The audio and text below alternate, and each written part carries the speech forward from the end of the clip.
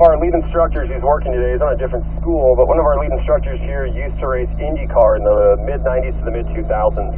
At that point, there's no power steering in Indy cars, so you actually have to just drive it normally, right? The faster you go, the better it handles. Now, at 240 miles an hour, that equates to about a football field in about a second, maybe less than a second.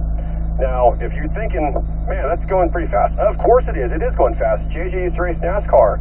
So in his case, doing 160, 180, sometimes 200 on a super speedway, that equates to a very fast speed and a consistent speed.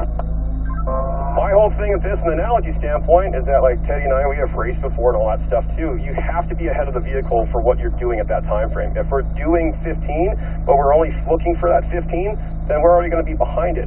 Our headlights usually are registered for the DOT 70 to 80 miles an hour.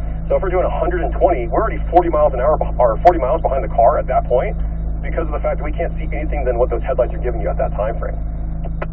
So by processing how we're looking ahead and how we're having that anticipation, that's going to be helpful in us understanding what is coming up. Because if we do turn 8 properly on the track, that's going to be a lot better for what we do into turn number 10. We can equate that as we start getting to that speed and understanding of like 8, that's the slowest turn we have on the track. That's also the worst one, it sucks. But if we get 8 right, 9's better, 10's better.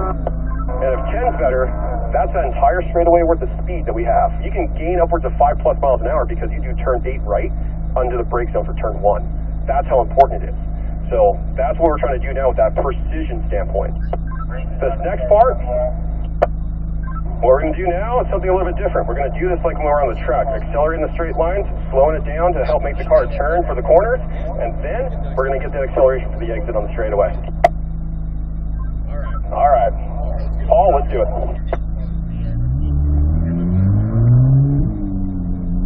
Look left in left. We're going to start eventually using some brake pressure here, okay? Turn the wheel. Let's start accelerating now. Go. Go. Braking, look. Where do you want to go? Tighten it up.